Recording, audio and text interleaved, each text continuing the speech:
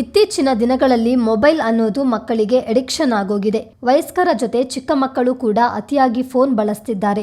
ಈ ಅತಿಯಾದ ಬಳಕೆಯು ಮಕ್ಕಳ ಮೇಲೆ ಗಂಭೀರ ಪರಿಣಾಮ ಬೀರ್ತಿದೆ. ಇದು ಮಕ್ಕಳಲ್ಲಿ ದೈಹಿಕ ಮತ್ತು ಮಾನಸಿಕ ಸಮಸ್ಯೆಗಳನ್ನು ಉಂಟು ಮಾಡ್ತಿದೆ. ನಿಮ್ಮ ಮಕ್ಕಳು ಕೂಡ ಅತಿಯಾಗಿ ಫೋನ್ ನೋಡ್ತಿದ್ರೆ ಇವತ್ತೇ ಎಚ್ಚೆತ್ತುಕೊಳ್ಳಿ. ಯಾಕಂದ್ರೆ ಮಕ್ಕಳಲ್ಲಿ ಫೋನ್ ನೋಡುವ ಅಭ್ಯಾಸವು ಕ್ರಮೇಣ ವ್ಯಸನವಾಗ್ತದೆ.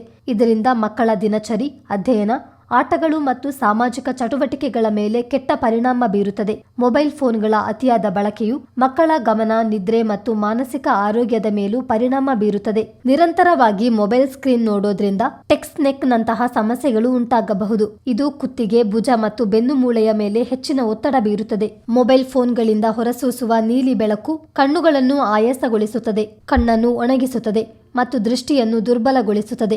ತಡರಾತ್ರಿ ಮೊಬೈಲ್ ಫೋನ್ ಬಳಸೋದ್ರಿಂದ ನಿದ್ರೆಯ ಹಾರ್ಮೋನ್ ಮೆಲಟೋನಿನ್ ಉತ್ಪಾದನೆ ಕಡಿಮೆಯಾಗುತ್ತದೆ. ಇದು ನಿದ್ರಾಹೀನತೆ, ಆಯಾಸ ಮತ್ತು ಕಿರಿಕಿರಿಯನ್ನು ಹೆಚ್ಚಿಸುತ್ತದೆ. ಒಂದೇ ಸ್ಥಳದಲ್ಲಿ ಗಂಟೆಗಟ್ಟಲೆ ಕುಳಿತುಕೊಳ್ಳೋದ್ರಿಂದ ದೈಹಿಕ ಚಟುವಟಿಕೆಯು ಕಡಿಮೆಯಾಗುತ್ತದೆ. ಇದು ಬೊಜ್ಜು ಮತ್ತು ಮಧುಮೇಹದಂತಹ ಜೀವನ ಶೈಲಿ ಕಾಯಿಲೆಗಳ ಅಪಾಯವನ್ನು ಹೆಚ್ಚಿಸುತ್ತದೆ.